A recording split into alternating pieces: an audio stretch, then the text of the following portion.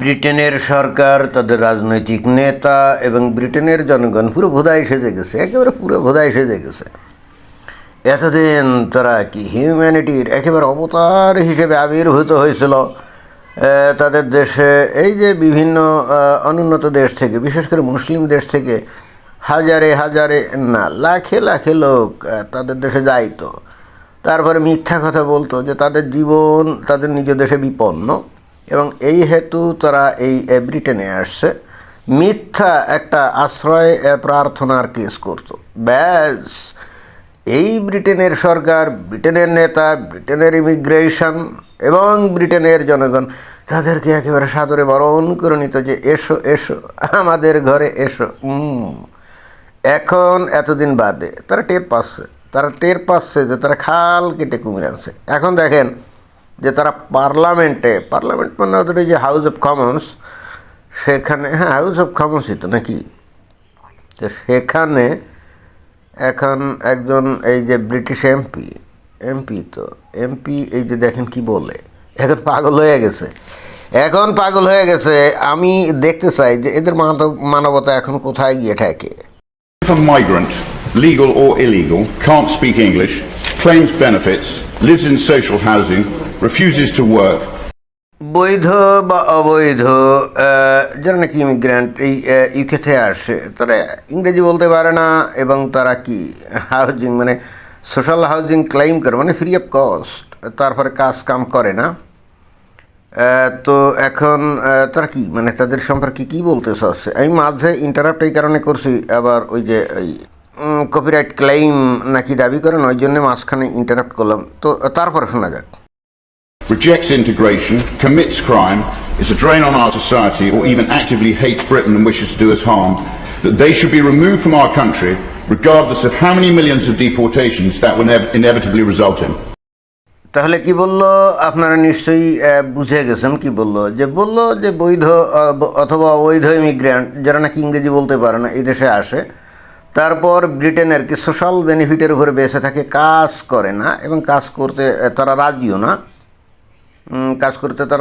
At the same time তারা আবার ওই ইউকের যে কালচারাল যে সোসাইটি, তাদের সোসাইটি তার সাথে অ্যাজিমিলেশন অর্থাৎ মিশেও যায় না। আবার অ্যাট দ্য সেম টাইম কী করে তারা ক্রাইম করে, তারপরে আর কি করে বললো, ভয়ঙ্কর একটা কথা বলছে, তারা ব্রিটেনে থাকে, ব্রিটেনে খায়, ব্রিটেনের পাবলিকের ট্যাক্সের টাকায় তারা জীবনযাপন করে, কামকাজ করে না, এবং অ্যাট দ্য সেম টাইম এই ব্রিটেনকে তারা ঘৃণা করে, ব্রিটেনের সমাজকে তারা ঘৃণা করে এবং ব্রিটেনের মানুষকে তারা ঘৃণা করে। এবং এখন তারপর বললো কি যে এদেরকে ডিপোর্ট করতে হবে, তা সে যত মিলিয়নই হোক, মিলিয়ন মানে তো বুঝেন যে 10 লক্ষ, যত মিলিয়নই হোক তাদেরকে কি করতে হবে, তাদেরকে বহিষ্কার করতে হবে, ব্রিটেন থেকে বের করে দিতে হবে। ভাইজান এত সহজ? তোমরাই তো এদেরকে ডেকে ডুকে নিয়ে মানবতার ফেরিওয়ালা সাজ দিলে, তাই না? বিগত কয়েক বছর ধরে এই ইংরেজি ভাষায় তো প্রচুর মানুষ ইউটিউবিং করছে, ভিডিও করছে, ফেসবুকিং করছে, তোমাদেরকে বোঝানোর চেষ্টা করছে যে দেখো তোমরা যাদেরকে উদারভাবে গ্রহণ করছো, তোমরা তো তাদেরকে মানুষ হিসাবেই গ্রহণ করছো, কিন্তু প্রশ্ন হচ্ছে তোমরা কাদেরকে আসলে গ্রহণ করছো? ওরা কি তোমাদেরকে ভালোবাসে? না, ওরা তো তোমাদের দেশে এসে, বিশেষ করে যে মুসলিম দেশগুলা থেকে আর কি, তাই না? তো তারা তো ব্রিটেনে আসে কী জন্যে?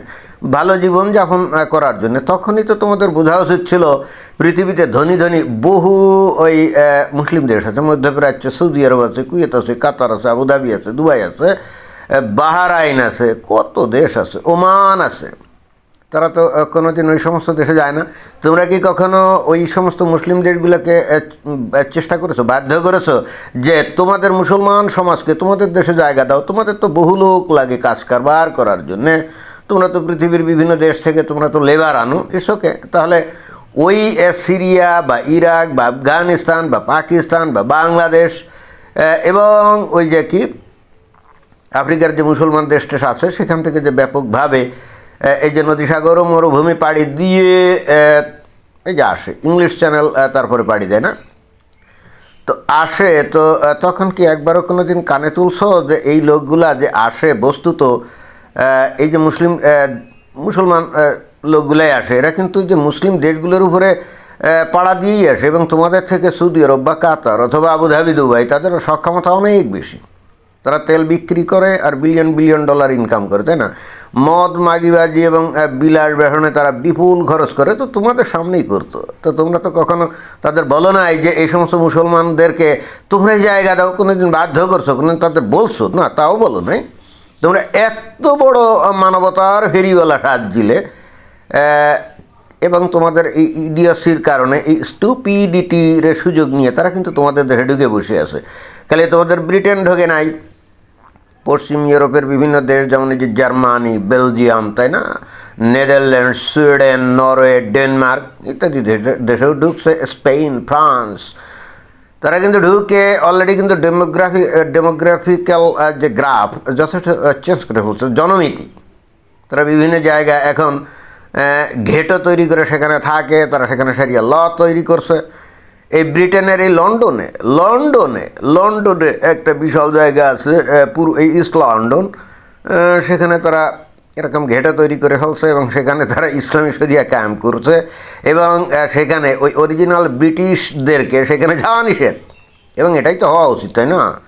খাল কেটে কুমির যখন আনছো, তখন কুমিরে তো এখন তোমাদেরকে খাবে, কিন্তু কিভাবে তোমরা ডিপোর্ট করবে বলো তো?